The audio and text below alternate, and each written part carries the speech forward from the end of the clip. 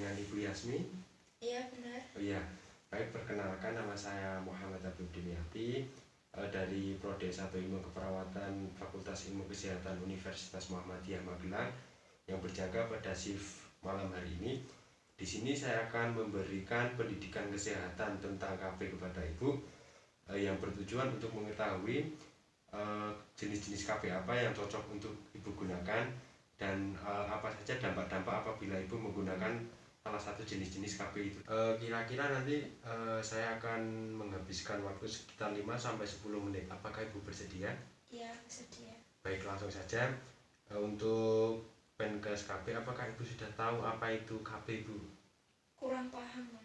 Ya, KB itu adalah suatu program dari pemerintah yang bertujuan untuk mensejahterakan keluarga agar menanamkan atau melakukan keluarga berencana gitu Bu, agar membatasi kelahirannya. Baik, kemudian saya akan bertanya, apakah Ibu sudah tahu apa saja jenis-jenis KB? Baru sedikit, Mas. Oke, kalau baru sedikit saya akan menjelaskan beberapa jenis-jenis KB. Sebenarnya KB itu ada banyak, tapi saya akan menjelaskan hanya 5 yang paling umum dan paling populer. Itu Bu, yang pertama adalah kondom, kemudian yang kedua adalah pil KB, kemudian ada IUD, kemudian ada implan, dan kemudian ada suntik KB. Langsung saja, yang pertama itu adalah kondom. Biasanya kondom itu memiliki kelebihan. Yang pertama itu apabila menggunakan kondom pada saat berhubungan seksual akan terlindung dari bahaya infeksi menular seksual. Kemudian biayanya juga tidak terlalu mahal, juga dapat mudah didapatkan di apotek-apotek terdekat.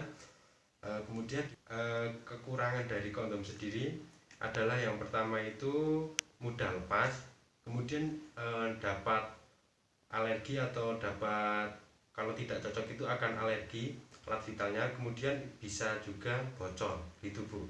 Semua jenis KB memiliki kelebihan dan kekurangan. Kemudian yang jenis-jenis KB yang kedua adalah pil KB. Pil KB itu adalah bentuk seperti pil atau obat-obatan yang dikonsumsi wajib setiap hari oleh seorang ibu gitu. Kemudian pil KB itu memiliki kelebihan. Yang pertama, efektif digunakan dengan benar. Yang kedua adalah mengurangi nyeri menstruasi.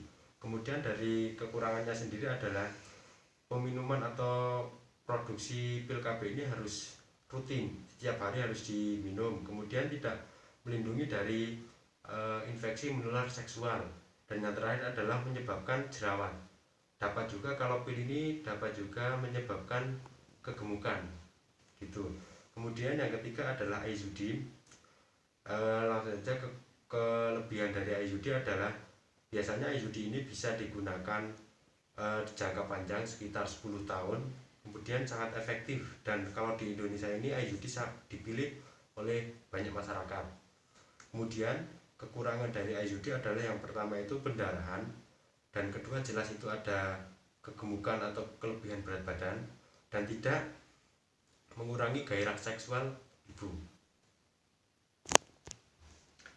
Baik, kemudian jenis-jenis KB yang keempat adalah ada yang bernama implan, atau biasanya itu adalah susuk yang diletakkan di lengan bagian atas ibu. Kelebihan dari implan sendiri adalah biasanya lebih efektif dan tidak mengganggu hubungan seks ibu pada saat hubungan. Kemudian bisa juga tahan lama atau jangka waktunya itu lebih lama. Kemudian kekurangannya itu memerlukan bantuan dari tenaga medis atau tenaga kesehatan yang lebih berpengalaman untuk pemasangannya ataupun untuk pelepasannya. Kemudian tidak dapat mencegah tertularnya infeksi menular seksual. Dan ditambah lagi biasanya kalau pemakaian implan ini dapat menambah berat badan, dan biasanya banyak jerawat juga, timbul jerawat. Kemudian untuk jenis-jenis KB yang terakhir ada suntik. Biasanya suntik ini memiliki kelebihan, yaitu jangka pendek sekitar 3 bulan. Kemudian kelebihan yang lain adalah tidak mengganggu hubungan seksualitas ibu dengan suami ibu. Kemudian kekurangannya biasanya penggunaan suntik ini akan mengganggu menstruasi ibu dan yang terakhir tidak melindungi dari infeksi menular seksual gitu Bu.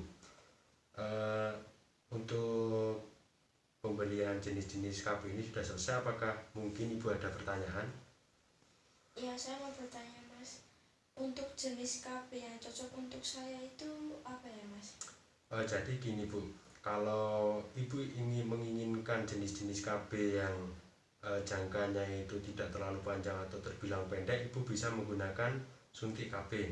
Kemudian kalau Ibu ingin menggunakan KB yang berdurasi atau jangkanya itu panjang, Ibu bisa menggunakan IUD sekitar 10 tahun, itu menggunakan IUD. Kemudian kalau Ibu ingin terhindar dari penyakit infeksi menular seksual, Ibu bisa menggunakan kondom untuk berhubungan seksual gitu Bu. Apakah ada pertanyaan lagi mungkin Bu? Tidak, sudah jelas. Baik, mungkin cukup sekian pendidikan kesehatan yang dapat saya sampaikan.